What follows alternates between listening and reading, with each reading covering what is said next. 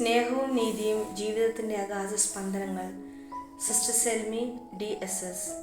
ബൈബിളിലെ പ്രവാചകന്മാരുടെ നിരയിൽ ഇടയനും അത്യവൃക്ഷ പരിപാലകനുമായ ഒരു സാധാരണക്കാരനെ പോലെ തോന്നിയിരുന്നെങ്കിലും അതുല്യമായ പ്രതിഭാസമായി ഉയർന്നു വന്ന ഒരാളാണ് ആമോസ് പ്രവാചകൻ.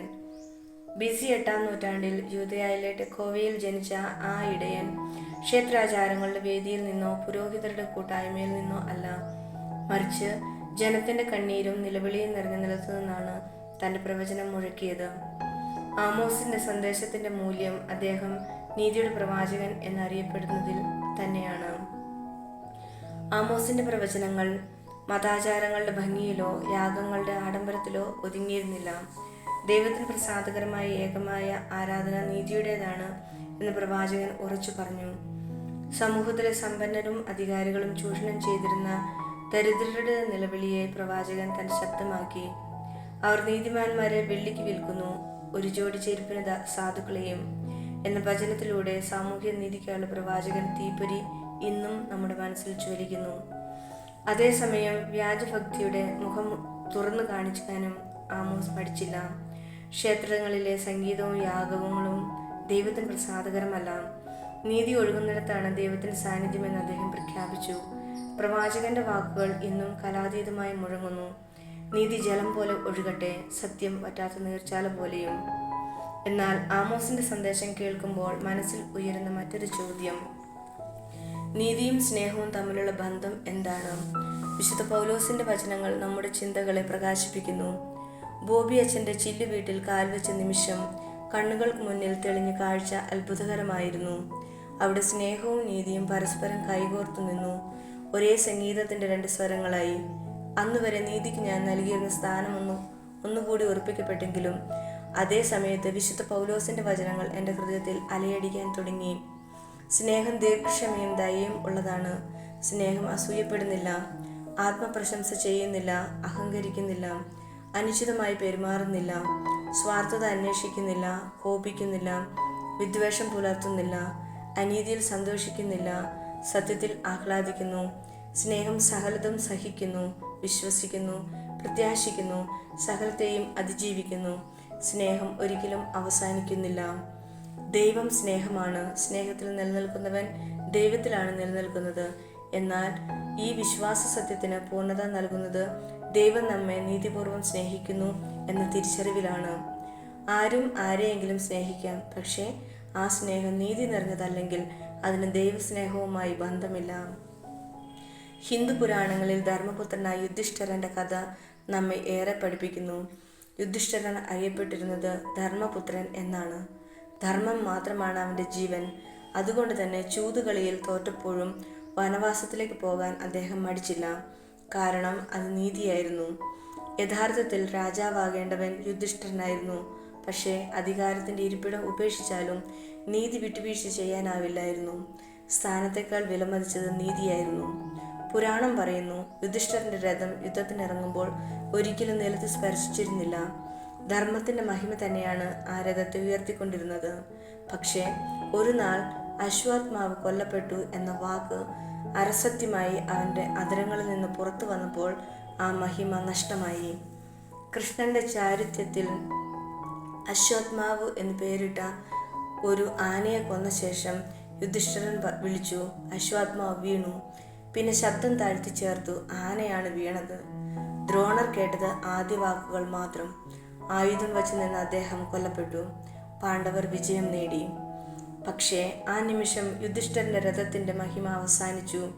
ഇതുവരെ നിലത്ത് സ്പർശിക്കാത്ത പറന്നു നിന്നിരുന്ന രഥചക്രങ്ങൾ താഴ്ത്തി വീണു. അതാണ് നീതിയുടെ അതുല്യമായ പ്രത്യേകത. ഒരിക്കൽ പോലും വഴുതി പോകുമ്പോൾ മനുഷ്യന്റെ ഉയർച്ച നഷ്ടപ്പെടും. മനുഷ്യന്റെ മനസ്സിനെയും അസ്തിത്വത്തെയും ഉയർത്തുന്ന ശക്തി സ്നേഹം മാത്രമല്ല, നീതി തന്നെയാണ്. സ്നേഹം സർവർക്കുമുണ്ട്, എന്നാൽ നീതി എല്ലാവരും അന്വേഷിക്കുന്നില്ല. നമ്മുടെ ജീവിതത്തെ, നമ്മുടെ രഥത്തെ മറ്റുള്ളവരിൽ നിന്ന് ഉയർത്തിപ്പിടിക്കുന്ന ഏക ശക്തി നീതിയാണ്. സ്നേഹവും നീതിയും വ്യത്യസ്തങ്ങളായ ഘടകങ്ങളാണ്. എന്നാൽ സ്നേഹത്തിന്റെ ഏറ്റവും വലിയ ശ്രമം നീതിയെ പുനഃസ്ഥാപിക്കുക എന്നതാണ്.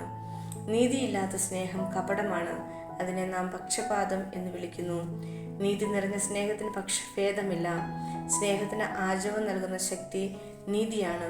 സ്നേഹത്തെ സ്നേഹമാക്കുന്നത് നീതിയുടെ ആത്മാവാണ്.